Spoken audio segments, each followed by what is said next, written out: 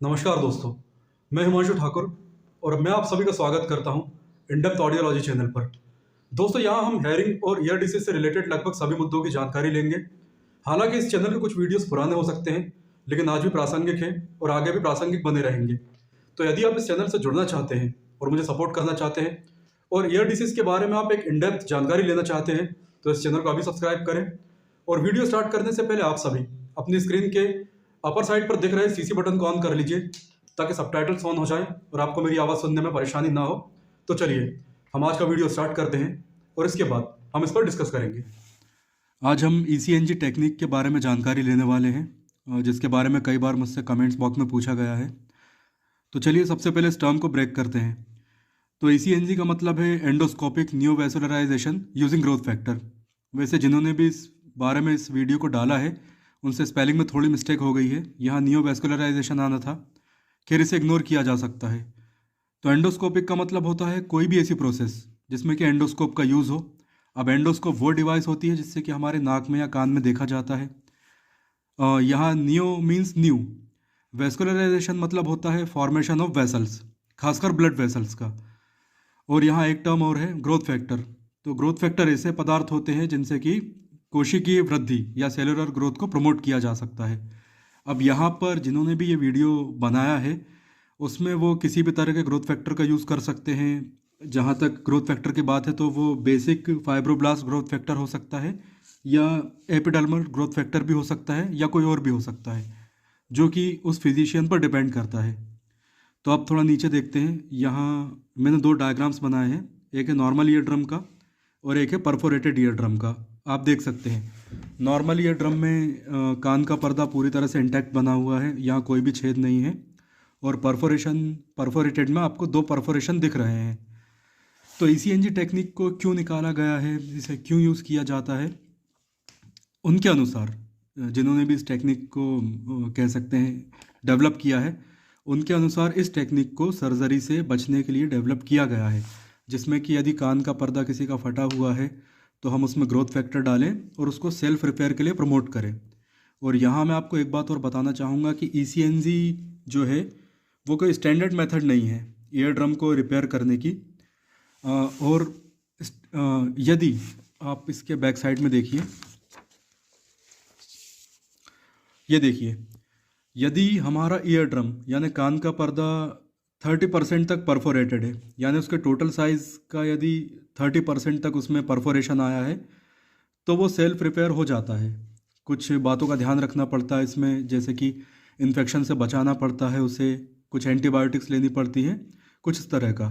इसके लिए आप इन डेप्थ चैनल का वीडियो देख सकते हैं, जिसकी लिंक मैंने इस वीडियो के डिस्क्रिप्शन बॉक्स में दी हुई है। और यदि हमारी टिम्पैनिक मेम्ब्रेन 30% से ज़्यादा परफोरेटेड है, यानी उसमें 30% से ज़्यादा बड़ा छेद है उसके टोटल साइज़ का, जैसा कि आप देख सकते हैं, तो इसमें हमें क्लिनिकल ट्रीटमेंट की ज़रूरत पड़ती है, चाहे वह निप्पैनोप्लास्टी हो, चाहे मायरिंगोप्लास्टी हो या कोई और विधि हो। तो ईसीएनजी के बारे में मुझसे जिन्होंने भी क्वेश्चन किया है, मैं उनको यही सलाह देना चाहूँगा कि देखिए, इसे किया जा सकता है, इसमें कोई बुराई नहीं है, क्योंकि टिम्पैनिक मेम्ब्रेन वैसे भी सेल्फ रिपेयर हो सकती है। और यदि ग्रोथ फैक्टर उसे मिल जाता है तो रिपेयर की जो ड्यूरेशन रहती है वो थोड़ी कम हो जाती है। यानी कि अगर 1 महीने में वो अपने आप रिपेयर हो रही थी तो ग्रोथ फैक्टर डालने के बाद वो हो सकता है कि 20 दिन में रिपेयर हो जाए या 2 हफ्तों में रिपेयर हो जाए, इस तरह से।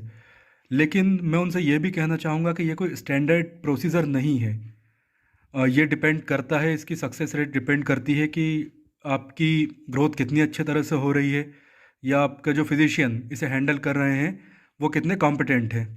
ठीक है, तो ये दो चीज़ें महत्वपूर्ण हैं जिन्हें ध्यान में रखा जाना चाहिए। इसके अलावा यदि इसके अलावा मैं आपको ये भी बताना चाहूँगा कि जो स्टैंडर्ड प्रोसीजर हैं परफोरेटेड ईयर ड्रम को रिपेयर करने की, जैसे टिम्पेनोप्लास्टी हो या मायरिंगोप्लास्टी, इनमें कान में कट लगाया जाता है, कान के पीछे कट लगाया जा सकता है या कभी कभी ईयर कैनाल से ही बिना कट लगाए इन्हें रिपेयर किया जाता है। जैसे कि कोई ग्राफ्ट रख दिया जाता है या फिर उसके आसपास की जो स्किन है उसी से एक नई ईयर ड्रम बना दी जाती है या फिर परफोरेशन को भर दिया जाता है। लेकिन इनमें परेशानी ये है कि इनका कॉस्ट बहुत ज़्यादा आता है और इन्हें हील होने में, जो इनकी इंजरी होती है, इन्हें हील होने में कभी कभी लंबा समय भी लग जाता है। और कान में कुछ दवाइयाँ डालते हैं, तो जिसके कारण ऐसा लगता है कि कान लगातार लीक हो रहा है, उसमें से कुछ लिक्विड बाहर निकल रहा है, जो कि लिक्विड नहीं होता, वो दवाइयाँ ही होती हैं। लेकिन फिर भी कई लोग घबरा जाते हैं। लेकिन यदि ग्रोथ फैक्टर का यूज़ कर रहे हैं हम लोग, तो इसकी दो अच्छी बातें हैं। एक तो इसमें खर्चा काफ़ी कम आएगा, और दूसरा सर्जरी से जो होने वाली परेशानी है उससे आप बच सकते हैं। लेकिन इसके कुछ डिसएडवांटेजेस भी हैं, जैसे कि हमें नहीं पता कि हमारा कान का पर्दा कब तक ठीक होगा। टिम्पेनोप्लास्टी या मायरिंगोप्लास्टी में तो हमें पता रहता है कि सर्जरी हो चुकी है, यानी कान का पर्दा रिपेयर हो गया है। हालांकि उसको प्रिकॉशंस में और उसकी हीलिंग में थोड़ा समय लग जाता है, लेकिन कम से कम हमें यह पता रहता है कि हाँ, अब कान का पर्दा जुड़ चुका है। लेकिन ग्रोथ फैक्टर जैसी टेक्निक का यूज़ करने पर हमें नहीं पता रहता कि हमारा रिपेयर कब तक होगा, ईयर ड्रम परफोरेशन कब तक भरेगा, क्योंकि ये पूरी तरह डिपेंड करता है कि ग्रोथ फैक्टर कितनी अच्छी तरह से काम कर रहा है, या हमारा ईयर या कान का पर्दा उसे कितनी अच्छी तरह से एब्जॉर्ब करके सेलुलर ग्रोथ को प्रमोट कर रहा है। तो ये कई फैक्टर पर डिपेंड करता है। इसके अलावा एक लंबे समय तक कान में किसी भी तरह का लिक्विड रखने पर, या फिर कान के पर्दे को फटा रहने देने से उसमें सेकेंडरी इन्फेक्शन होने का खतरा बहुत ज़्यादा बढ़ जाता है। जैसे कि हो सकता है उसमें कुछ बैक्टीरिया चले जाएं, या फिर वायरस चले जाएं, या फिर इसी तरह का कुछ और धूल मिट्टी चली जाए, तो जिसमें कि इन्फेक्शन की जो संभावना है वो काफ़ी हद तक बढ़ जाती है। इसलिए थोड़ा इसमें प्रिकॉशंस बहुत ज़्यादा रखने पड़ेंगे। और बाकी अगर देखा जाए तो ईसीएनजी में किसी तरह का दर्द नहीं होगा आपको, इंजेक्शन द्वारा ग्रोथ फैक्टर पहुंचा दिया जाएगा, और हो सकता है कि कान को पट्टी या रुई बांधकर पैक कर दिया जाए, जिससे कि संक्रमण ना हो पाए। तो वीडियो के अंत में मैं आपको यही कहना चाहूँगा, जो कि मैंने कंक्लूज़न निकाला है, कि यदि 30% या 40% तक भी ईयर ड्रम में परफोरेशन है, तो हाँ, आप ईसीएनजी जैसी टेक्निक पर जा सकते हैं। लेकिन ये बात आपको ध्यान में रखनी है कि इसमें बहुत ज़्यादा अपनी केयर करनी होगी, संक्रमण से बचाना होगा।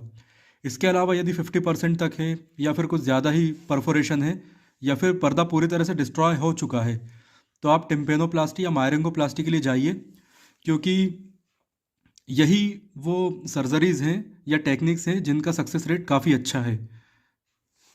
सो आई होप कि आप ईसीएनजी टेक्निक के बारे में समझे होंगे। लेकिन फिर भी यदि आपके मन में कोई इसके बारे में सवाल है, तो आप मुझसे कमेंट बॉक्स में ज़रूर पूछ सकते हैं। तो हम वीडियो को समाप्त करते हैं, and thanks for watching this video. दोस्तों, ये जानकारी आपको कैसे लगी, या आपको कोई सवाल है तो आप कमेंट ज़रूर करें। और यदि आप मुझे इंस्टाग्राम पर फॉलो करना चाहते हैं, तो इंस्टाग्राम आईडी इस वीडियो के डिस्क्रिप्शन बॉक्स में है। And again, thanks for watching this video.